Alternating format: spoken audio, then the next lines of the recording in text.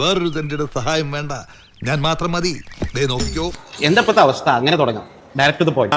നമ്മൾ പ്രതീക്ഷിച്ചതിനേക്കാളും ഭീകര സക്സസ് ആണ് ഈ റെസ്റ്റോറന്റ്. നീ എത്ര പുളു വേണമെങ്കിലും അടിച്ചോ, പക്ഷെ കേൾക്കുന്നവർ കൂടി ദഹിക്കണം. എനിക്ക് വായി തോന്നുന്ന ഞാൻ പറയും. ഇവിടുത്തെ പ്രശ്നം ഇവിടെ വരുന്ന മുഴുവൻ ആൾക്കാരെയും തൃപ്തിയാക്കാൻ നമുക്ക് സാധിക്കുന്ന ആളാണ്.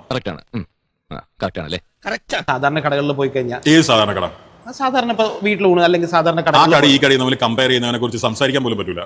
ഇത്ര അഹങ്കാരം പാടില്ലടാ, നീ തീർന്നടാ, നീ തീർന്നു.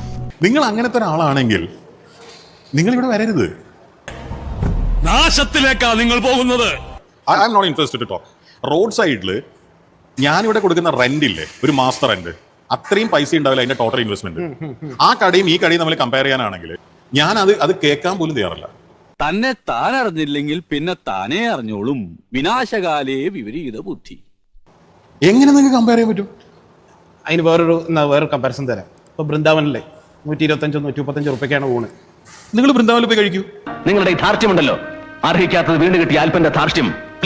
Please don't take it out on the wrong person. ഒരു റെസ്റ്റോറൻറ്റിൽ നിങ്ങൾ പോയപ്പോൾ പറഞ്ഞത് ടോക്കൺ ആദ്യം കൊടുക്കണം, ടോക്കൺ ആദ്യം വാങ്ങണം, കാശ് ആദ്യം കൊടുക്കണം, എന്നാലേ ഭക്ഷണം കിട്ടും. ആര് പറഞ്ഞു? ഞാൻ പറഞ്ഞു. എനിക്ക് ചൊറിഞ്ഞ് വരുന്നുണ്ട് കേട്ടോ. ഇവർക്ക് പൈസക്ക് ആർത്തിയാണ് ആണ് എന്ന് പറഞ്ഞിട്ടൊരു സാധനം പറഞ്ഞു. അല്ല, താനിപ്പോ എന്താടോ പറഞ്ഞേ? പാളിപ്പോയാ എടോ താനിപ്പോ എന്താ പറഞ്ഞെന്ന്? ഇവർക്ക് പൈസക്ക് ആർത്തിയാണ് ആണ് എന്ന് പറഞ്ഞിട്ടൊരു സാധനം പറഞ്ഞു. അല്ല, ഇത് ഏത് റെസ്റ്റോറന്റ് ആണെന്ന് എനിക്ക് ഓർമ്മയില്ല. ഞാനൊരു സത്യം പറഞ്ഞ് വിശ്വസിക്കൂ. എനിക്കത് ഓർമ്മയില്ല.